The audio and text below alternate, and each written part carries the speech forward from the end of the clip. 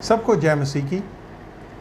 आज के इस प्रोग्राम में सुबह की बरकत यानी यीशु की बरकत में मैं आज आपको एक बार फिर से स्वागत कहता हूँ। और इससे पहले कि हम वचन में चलें, आइए हम प्रार्थना करें और परमेश्वर से उसका सामर्थ्य मांगे ताकि प्रभु हमें उसके वचन को सही ढंग से समझने का फजल दे। आइए प्रार्थना करें। पिता परमेश्वर, हम यीशु मसीह के नाम में आपके सामने आते हैं प्रभु जी।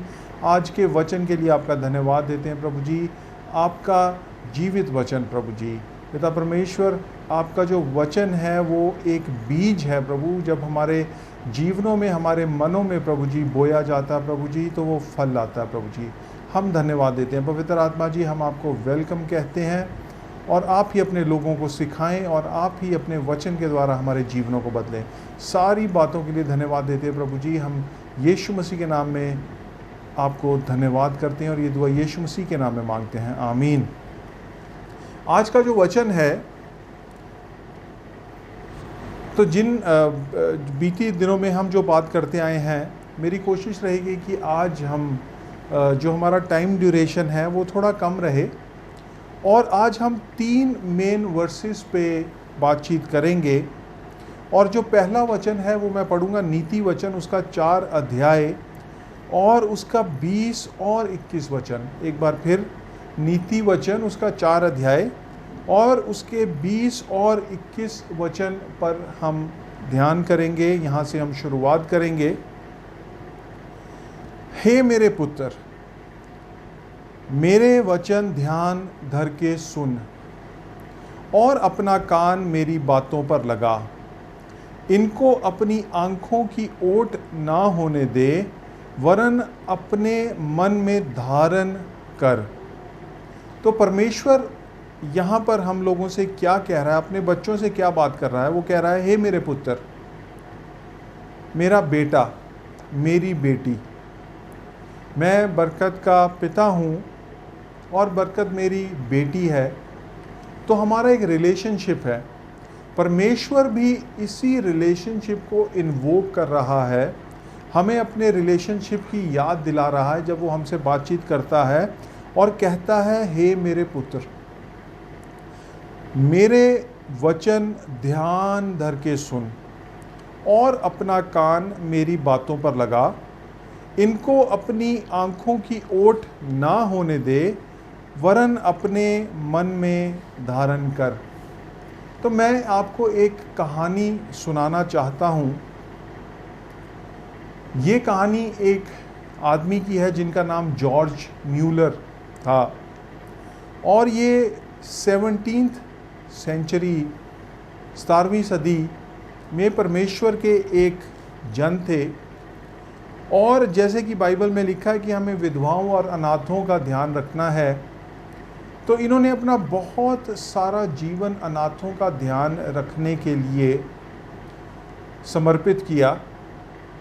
और इनके पास कोई 2000 अनाथ बच्चे थे और उन बच्चों को, 2000 बच्चों को, ये 5 अलग अलग अनाथालयों में उनकी देखभाल करते थे।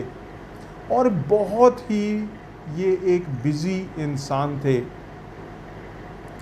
परंतु इनके जीवन की एक शैली थी। वो क्या थी कि जो सबसे पहला समय होता है एक दिन का, उस टाइम में ये परमेश्वर के वचन को पढ़ते थे।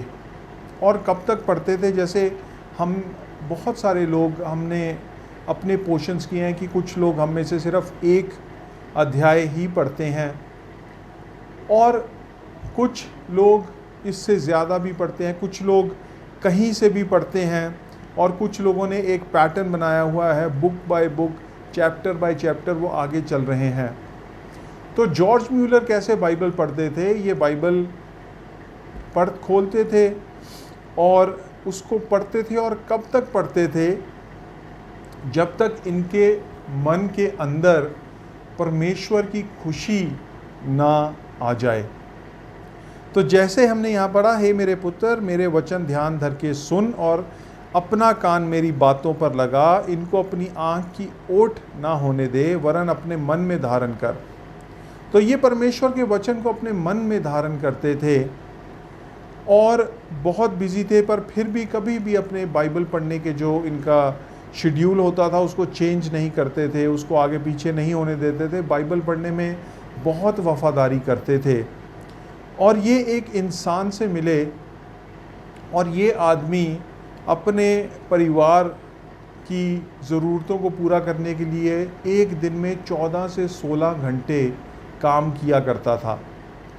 तो हम में से बहुत से लोग जो प्राइवेट जॉब्स में हैं वो जानते हैं कि कई बार काम 8 घंटे तो आजकल जो चलन है वो बंद ही हो गया है। मेरे ख्याल से गवर्नमेंट जॉब्स या शायद गवर्नमेंट जॉब्स में भी नहीं 8 घंटे का चलन रह गया है, पर प्राइवेट जॉब्स में तो श्योरली आप 9 घंटे 10 घंटे। और मैंने जहाँ काम किया अपने जो करियर के बिल्कुल स्टार्टिंग में, तो हम लोगों ने 12-14 घंटे काम किया है। और मैं आज जब सुनता हूँ तो बहुत सारे लोग जो बहुत बहुत घंटों के लिए काम करते हैं, तो इस इंसान ने उनको जो 12-14 घंटे काम करता था, इसने उनको क्या जवाब दिया कि 12-14 घंटे काम करने के बाद भी मैं अपनी जो फैमिली है, जो मेरा परिवार है, उसकी ज़रूरतें पूरा नहीं कर पाता हूँ। तो मैं इनकी दोनों की बातचीत क्या होती है कि बाइबल पढ़ने की, तो मैं बाइबल कैसे पढूं जब मेरे पास इतना ज़्यादा काम है कि वो काम करने का भी मेरे पास समय नहीं है, तो मैं बाइबल कैसे पढूं।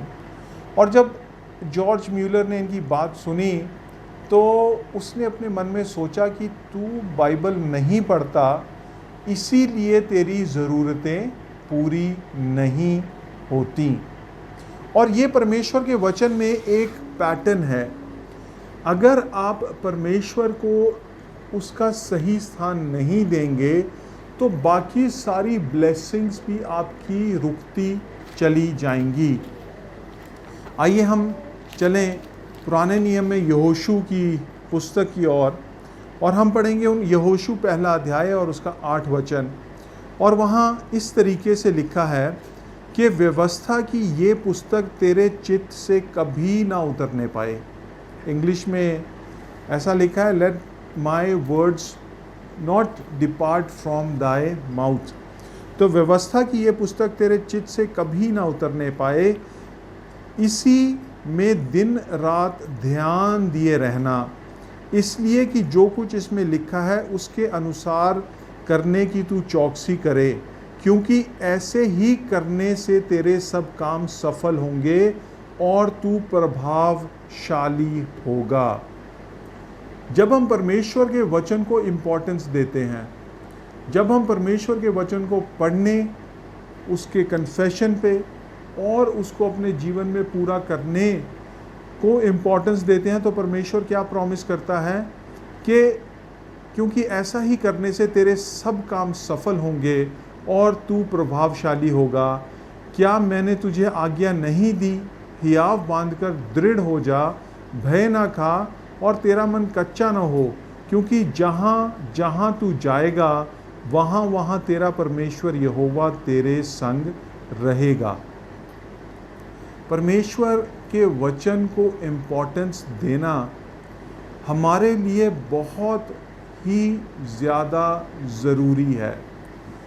परमेश्वर का वचन परमेश्वर है। यूहन्ना पहले अध्याय में हम देखें तो यीशु मसीह के बारे में क्या बताया गया कि यीशु मसीह ही परमेश्वर का वचन है और वचन देहधारी हुआ।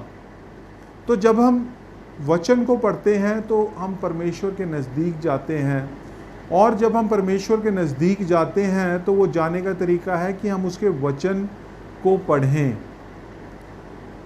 तो जितना ज़्यादा हम वचन को पढ़ेंगे, उस पर मनन करेंगे, उसके बारे में सोचते रहेंगे, उसको अपने मुंह से बोलते रहेंगे, तो यही एक तरीका है प्रार्थना के साथ साथ कि हम उसकी नज़दीकी में और उसके करीब और ज़्यादा जा सकते हैं। और कोई तरीका नहीं। ऐसा नहीं कि आप कहीं जाके बैठ जाएं या आप कोई ऐसा कार्य करें। तो परमेश्वर की नज़दीकी में जाने का जो एकमात्र तरीका है वो है उसका वचन, कि उसके वचन की उसको पढ़ने में, उसके ऊपर मनन करने में, उसके कन्फेशन में हम लोग आगे बढ़ते जाएं, तो तभी परमेश्वर कहता है कि जहाँ जहाँ तू जाएगा वहाँ वहाँ तेरा परमेश्वर यहोवा तेरे संग रहेगा। तो परमेश्वर के संग रहना है तो उसके वचन से अलग होकर हम कुछ भी नहीं कर सकते।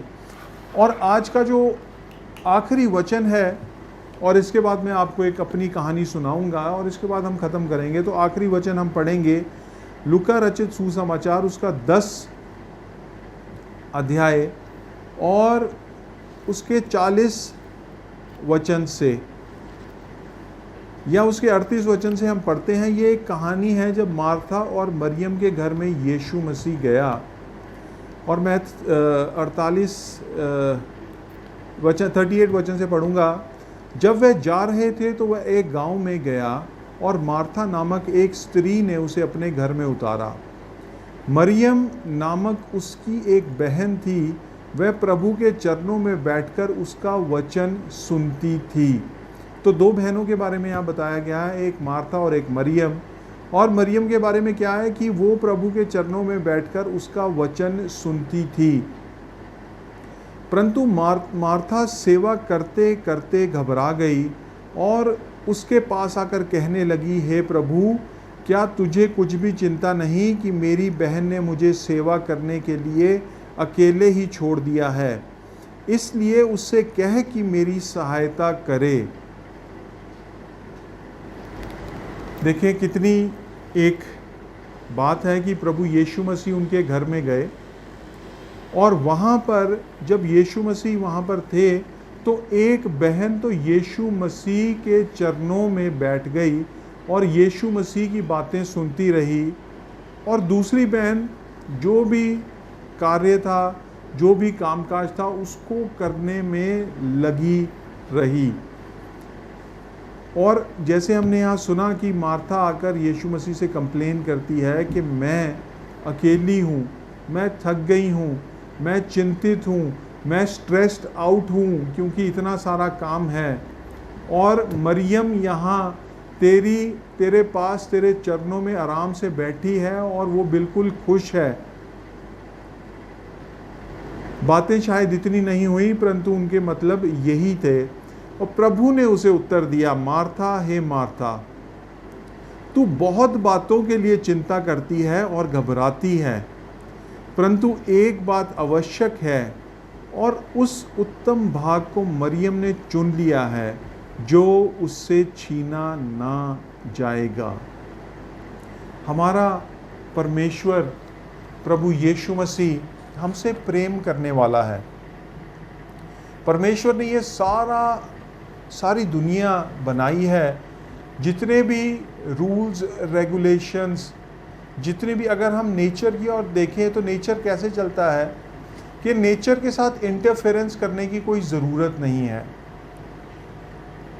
अब अगर जितनी भी पोल्यूशन हो रही हैं, जितने भी ये स्टॉर्म्स आ रहे हैं, जितनी भी बातें हो रही हैं, तो साइंटिस्ट जो हैं वो एक ही बात कहते हैं कि हम लोगों ने नेचर के साथ इतना इंटरफेरेंस कर दिया है कि अब सब कुछ आउट ऑफ बैलेंस होता जा रहा है। तो इसी तरीके से परमेश्वर ने जो एक इस पृथ्वी का, इस धरती का, इस दुनिया का चलन बनाया है, उसने क्या बनाया कि जब हम उसको खोजते हैं, जब हम उसके नज़दीक जाते हैं, तो वो हमारी हर ज़रूरत को पूरा करता है। वो एक जगह कहता है कि मुझसे अलग होकर तुम कुछ भी नहीं कर सकते। वचन में हमने पढ़ा कि जब हम परमेश्वर के वचन को अपने चित्त में रखते हैं, अपने मुंह में रखते हैं, तो हम प्रभावशाली होते हैं, हम सफल होते हैं। और कोई दूसरा तरीका परमेश्वर ने नहीं दिया। और बहुत बार हम अपनी कोशिश करने के बाद फेल होकर परमेश्वर के पास फिर से आते हैं, उससे माफ़ी मांगते हैं और कहते हैं, प्रभु जी कि मैंने ये गलती की है और मैंने जो समय तुझे देना चाहिए था वो नहीं दिया। ये बार बार हम लोग करते हैं। और मैं अपना भी एक आपके साथ एग्जांपल शेयर करना चाहता हूँ कि जब ये लॉकडाउन शुरू हुआ और हम सबका वर्क फ्रॉम होम स्टार्ट हो गया, तो मैंने बहुत मेहनत से वर्क फ्रॉम होम किया और समय से ज़्यादा वर्क फ्रॉम होम किया, और मेरा सारा ध्यान अपने जो प्रोफेशनल काम उसमें लगना शुरू हो गया और मैं घर पे होता अपनी बीवी के साथ, अपनी बच्ची के साथ, अपने माँ बाप के साथ, और धीरे धीरे काम में, मैं प्रोफेशनल काम में ज़्यादा अपने आप को बिज़ी करने लगा और जितना समय मुझे परमेश्वर के साथ व्यतीत करना चाहिए था उतना मैं नहीं कर रहा था। और जितनी मेरी एक्सपेक्टेशंस थी, जितनी मेरी फाइनेंशियल एक्सपेक्टेशंस थी, जितनी मेरी बाकी एक्सपेक्टेशंस थी, क्योंकि मैं परमेश्वर के वचन से दूर हो गया, परमेश्वर से दूर हो गया, वो सारी फाइनेंशियल एक्सपेक्टेशंस ख़त्म हो गई। ख़त्म कैसे हो गई कि जिन्होंने पैसे देने थे उन्होंने बोल दिया साफ साफ कि भाई ऐसा समय में हम आपको पूरी सैलरी तो दे नहीं सकते, आधी ही दे सकते हैं। ज़रूरत से ज़्यादा मेहनत की और उसका क्या फल भोगा कि सैलरी पूरी भी नहीं मिली, आधी ही मिली। और मैं समझता हूँ कि एक बहुत अच्छा लेसन मुझे मिला और इसीलिए मैं आपके साथ शेयर कर रहा हूँ कि ज़रूरी नहीं कि हर इंसान को गलती करनी चाहिए कुछ सीखने के लिए। कई बार हम दूसरों की गलतियों से भी सीख सकते हैं। तो मैं चाहता हूँ कि आप मेरी गलती से सीखें कि अगर हम परमेश्वर से दूर जाएंगे तो हम उसकी आशीषों से भी दूर जाएंगे। अगर आप परमेश्वर की नज़दीकी में बने रहेंगे, उसके वचन को पढ़ते रहेंगे, उसके वचन में और ज़्यादा अपने आप को बढ़ाएंगे, आप जितने मर्ज़ी बिज़ी क्यों ना हो, आपने परमेश्वर के वचन के लिए अपना समय ज़रूर निकालना है, क्योंकि उसके वचन के बगैर हमारे लिए कोई आशीष नहीं है। तो एक बार फिर मैं आपको इनकरेज करना चाहता हूँ कि ज़्यादा से ज़्यादा परमेश्वर का वचन में आप ध्यान लगाइए और जो आपने डिसाइड किया है, आप चाहे जितने मर्जी बिज़ी क्यों ना हो, आपके बच्चे आपसे जो भी एक्सपेक्टेशन कर रहे हैं, आपका प्रोफेशनल लाइफ आपसे जो भी एक्सपेक्टेशन कर रहा है, आपके जो पेरेंट्स हैं अगर वो आपके साथ हैं और उनकी आपसे एक्सपेक्टेशन है, तो सबसे पहले आप परमेश्वर को अपने जीवन में स्थान दीजिए। बाकी सारी चीज़ें तुमको मिलती जाएंगी। मुझे अभी जब मैं बात कर रहा हूँ तो मुझे ये एक भजन याद आ गया जिसमें ऐसा लिखा है कि जब हम उसकी बादशाही को, उसके किंगडम को खोजते हैं तो ये सारी चीज़ें हमें मिलती जाती हैं। और ये परमेश्वर का वचन भी है, seek ye first his kingdom and all these things shall be added unto you। तो प्रभु आपको बहुत आशीष दे। मैं समझता हूँ कि आपको आशीष मिली कि कैसे आपने परमेश्वर के वचन को ज़्यादा से ज़्यादा खोजना है और किसी भी दिन कभी भी अपने आप को इस पोजीशन में नहीं डालना कि आप परमेश्वर के वचन को प्रायोरिटाइज़ करने की बजाय और चीज़ों के बारे में आप लग गए हैं। प्रभु आपको बहुत आशीष दे। सबको जय मसीह की। Thank you.